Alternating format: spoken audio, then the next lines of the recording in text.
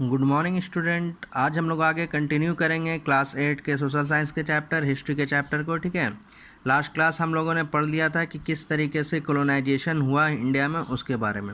आज हम लोग पढ़ेंगे मेजर चेंजेस के बारे में। तो लगभग ब्रिटिश के 190 ईयर्स का जो शासन रहा उसमें बहुत सारा बदलाव हुआ। ठीक है, सबसे पहला जो बदलाव हुआ है ज्योग्राफिकल चेंजेस के बारे में बात करते हैं कि इंडियन मैप का चेंज कैसे हुआ। 1757 से पहले इंडिया में जो था ये डिवाइड था अलग अलग किंगडम और प्रोविंसेस में। बड़ा बड़ा एरिया जो था वो प्रोविंसेस था, जैसे हैदराबाद, बंगाल, अवध, ये सब। और यहाँ पे मेनली मुग़ल के अलावा जो लोकल लोग थे वो लोग राज कर रहे थे। ठीक है, कुछ कुछ इंडिपेंडेंट किंगडम था, वहाँ पे मराठा, राजपूत, जाट, ये सब लोग राज कर रहे थे।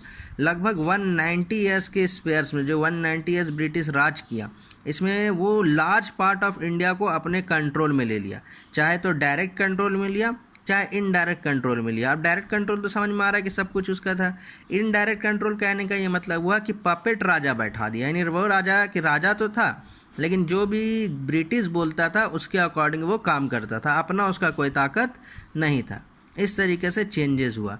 प्रिंसली स्टेट और लोकल किंगडम्स लोगों को वो अपने कंट्रोल में ले लिया। 1947 में जब इंडिया आज़ाद हुआ तो लगभग 565 प्रिंसली स्टेट था। ठीक है, ये प्रिंसली स्टेट क्या है? वही लोकल किंगडम, यानी जो लोकल राजा लोग थे जो छोटा छोटा शासन में बटे हुए थे, वो कितना था? 565। ठीक है, ये सब को मिला के और state and directly administrated territories of Britain, और बहुत सारा वैसा था जो डायरेक्टली एडमिनिस्ट्रेशन था। इसको हम लोग क्लियरली मैप में देख सकते हैं। ठीक है, जैसा कि आप लोग देख सकते हैं कि ये राजपूत है, दिख रहा ना, हैदराबाद है, यहाँ पे जम्मू एंड कश्मीर है, ये सब प्रिंसली स्टेट है। यहाँ नीचे मैसूर है, ये सब प्रिंसली स्टेट है। और जो रेड कलर से है, ठीक है, वो ब्रिटिश इंडिया। लेकिन ये मत सोचिएगा कि सिर्फ ये जो रेड कलर वाला एरिया है बस यहीं पे ब्रिटिश का शासन था। ये प्रिंसली स्टेट में भी वो इनडायरेक्ट कंट्रोल किए हुआ था। यहाँ राजा तो थे लेकिन उसका कंट्रोल किसके अंडर में था? ब्रिटिश के अंडर में था। क्लियर है?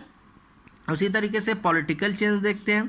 तो 1857 के बाद, 1757 में तो आया, लेकिन 1857 के बाद जो कंट्रोल था पॉलिटिकल, वो डायरेक्ट ईस्ट इंडिया कंपनी से छिना के कहाँ चला गया? ब्रिटिश क्राउन के पास, यानी कि ब्रिटिश गवर्नमेंट के पास। ठीक है, और वो पूरा राज किया 1947 तक। बहुत सारा पॉलिटिकल डेवलपमेंट हुआ ब्रिटिश के दौर में। ऑर्गेनाइज्ड अपोजिशन भी आया, यानी कि लैंडलॉर्ड्स लोग का, ज़मींदार लोग का, ठीक है, पीजेंट्स का, सिपाही लोग का, ये लोग ऑर्गेनाइज्ड अपोजिशन बनाया कि अपोजिशन को भी खड़ा किया गया।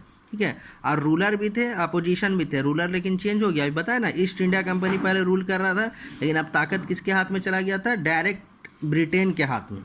यानी 1857 में ब्रिटेन गवर्नमेंट उतना इंटरफेयर नहीं करता था, लेकिन 1857 के बाद ब्रिटेन गवर्नमेंट इंटरफेयर करने लगा। तब सवाल उठेगा कि सर 1857 के बाद ऐसा क्यों हुआ? तो इसका भी जवाब हम लोग आगे पढ़ेंगे। ठीक है, बहुत सारा डेवलपमेंट हुआ, पॉलिटिकल डेवलपमेंट हुआ, जैसे एडमिनिस्ट्रेशन सिस्टम आया, पुलिस आया, लीगल सिस्टम आया, मिलिट्री आया, ये सब चीज़ आया। ठीक है, जो बैकबोन था ब्रिटिश रूल का, यानी ब्रिटिश ने बहुत सारा बदलाव किया अपने शासन में। Clear to everyone? Next class में हम लोग पढ़ेंगे इंडियन नेशनलिज्म के बारे में। Thank you.